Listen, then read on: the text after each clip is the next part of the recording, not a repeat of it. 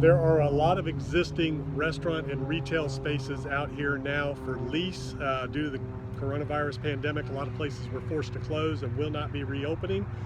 So that's going to create opportunities for people to start new businesses and come in and take over these spaces. So what do you want to look for when you're taking over an existing space? What types of things you want to look for? You want to make sure that the utilities are there, the power, the gas, the water to service your concept. You want to make sure that the kitchen is set up that you can produce the kind of menu you want to produce.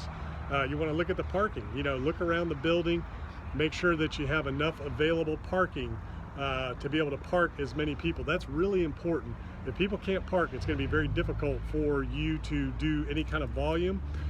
You also want to go onto the inside and take a look at the layout, make sure that the layout fits your concept, what it is you're looking to do, and how you execute, how you manage your flow.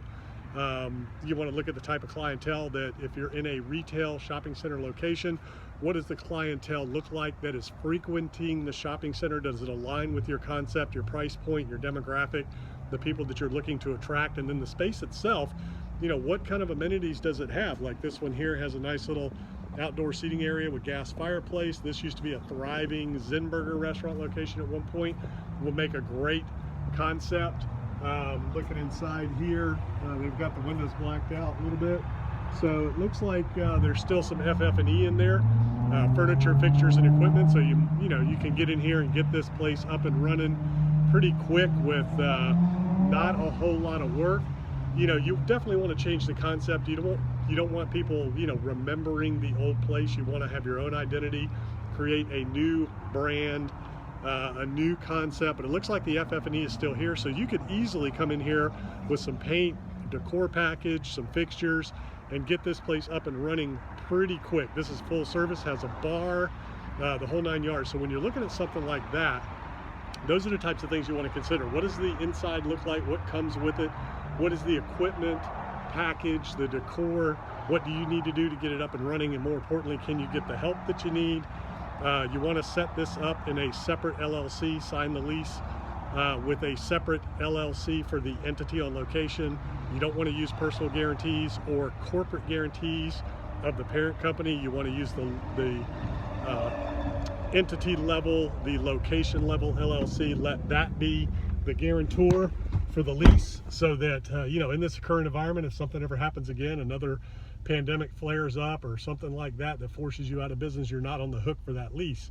So you don't want to be personally guaranteeing these leases. You want to do the lease in the location LLC. So if you own a chain of businesses, chain of restaurants, stores, whatever it is, you want to put each individual location in its own LLC, separate from the parent corporation.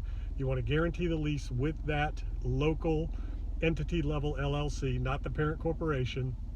And if there's not a whole lot of competition for that location, you can negotiate those guarantees away. And at the worst case, you can negotiate a step down of that guarantee, so that maybe after the first year, it goes away, and have some carve outs, things like that. So everything's negotiable. You want to protect yourself in this environment. We don't know if something like this could happen again. This probably won't be the last time we face a pandemic. It wasn't the first time. It won't be the last time. So you want to make sure that you protect yourself and that you don't lose everything you've worked for because of a lease guarantee in a situation like this if you're forced to shut your business. So there will be some opportunities to take over some spaces. There'll be some opportunities to take over some companies. And in the last video, we talked about, should you buy a business, start a business? Should you do a franchise, a corporate location? We're going to be making more and more videos. I will be making more and more videos on those topics to just kind of help you digest that and give you some pointers. So anyways, that is a second generation restaurant space, and some of the things you want to think about and look at if you're thinking about reopening a closed location.